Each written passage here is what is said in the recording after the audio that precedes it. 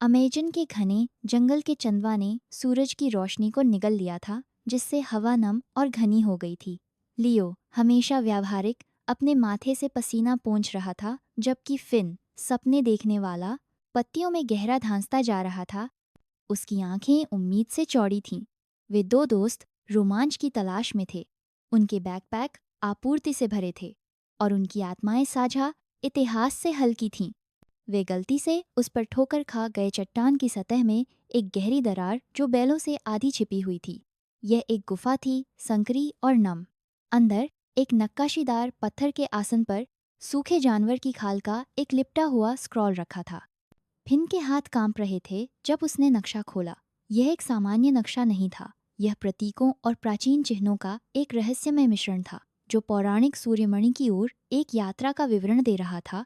एक ऐसा खजाना जिसके बारे में कहा जाता था कि उसमें अपार शक्ति थी। नीचे एक ही अशुभ शिलालेख खुदा हुआ था। सूर्यमणि का दावा करने के लिए साधक को वह देना होगा जिसकी वह सबसे अधिक कद्र करता है। चेतावनी को महज लोककथा मानते हुए दोनों दोस्त अपनी खोज पर निकल पड़े।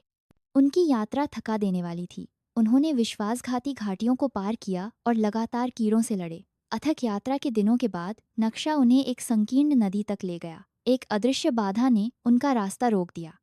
यह एक परीक्षा होनी चाहिए। नक्शे पर प्रतीक हल्के से झिलमिलाए।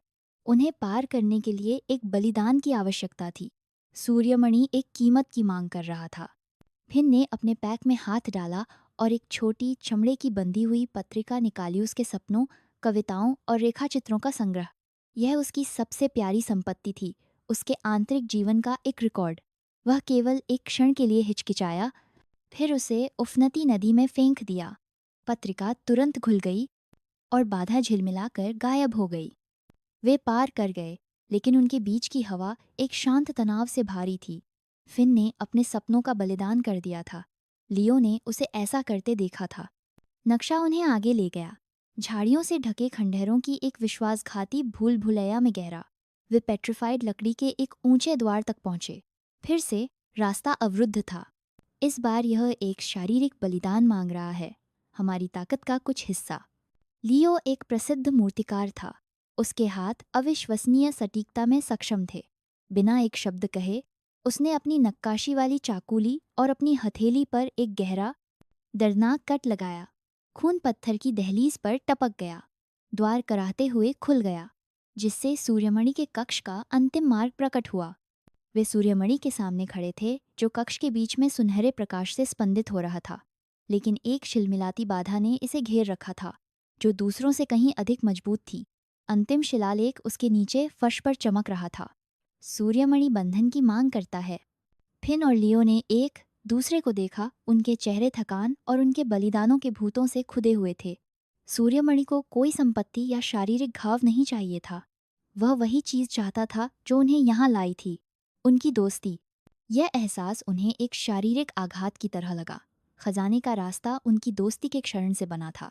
फिन का खजाने का लापरवाह पीछा, लियो की उसके लिए सहने की इच्छा वे पुरस्कार के लिए प्रतिस्पर्धा करने वाले प्रतिद्वंदी बन गए थे, न कि एक रोमांच साझा करने वाले दोस्त। वे खामोशी से खड़े थे। सूर्यमणि उनके सामने उपहास करते हुए चमक रहा था। विश्वास, समर्थन और साझा अनुभव का बंधन जो उन्होंने एक बार रखा था, वह टूट गया था। खजाने ने उनकी दोस्ती को निगल लिया था। उन्होंने सूर्यमणि को अछूता छोड़ दिया। जंगल से दोस्त के बजाय अजनबी बनकर निकल गए। सच्चे खजाने सोने या शक्ति में नहीं मिलते। वे उन बंधनों में पाए जाते हैं जो हम दूसरों के साथ साझा करते हैं। जब किसी लक्ष्य की खोज के लिए ईमानदारी, दोस्ती या आवश्यक मूल्यों का बलिदान करना पड़ता है,